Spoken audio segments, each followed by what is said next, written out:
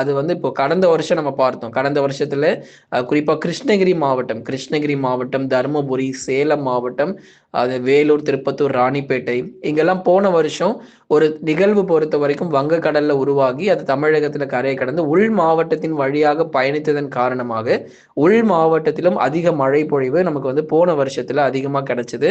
இந்த வருஷமும் அதே போல நமக்கு மழை இருக்குமா? கிருஷ்ணகிரியில் 50 சென்டிமீட்டர் மழை பொழிவு இந்த வருஷத்திலும் பதிவாகுமா அப்படின்னு நிறைய பேர் தொடர்ந்து கேட்டிருக்கீங்க. பொறுத்திருந்து பார்ப்போம்.